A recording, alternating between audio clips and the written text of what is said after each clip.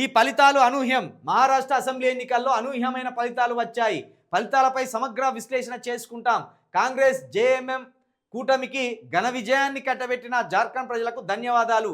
CM Hemant Soren Congress JMM కార్యకర్తలకు అభినందనలు.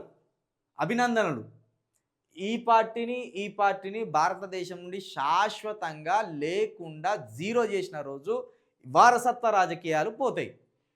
పేరుకి ఇక్కడ బీజేపీలో వారసత్వ రాజకీయం లేదనుకుంటున్నాం కావచ్చు, కానీ 100% బీజేపీలో కూడా వారసత్వమే.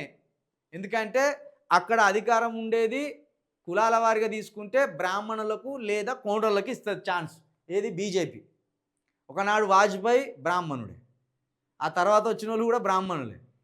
ఇప్పుడు యోగి ఉన్నాడు, ఉత్తరప్రదేశ్ని పాలిస్తున్న యోగి బ్రాహ్మణుడే.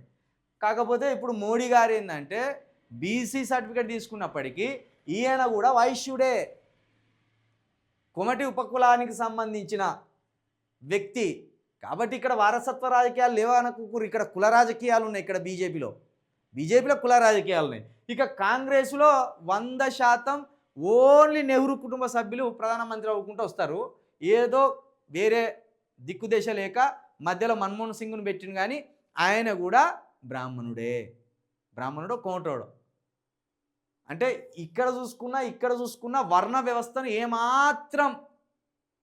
వాళ్ళు ఏమాత్రం డిస్టర్బ్ చేయకుండా కొమటోళ్ళ చేతుల్లో బ్రాహ్మణుల చేతుల్లో దేశం ఉండేటట్టు జాగ్రత్త పడతారు వాళ్ళు.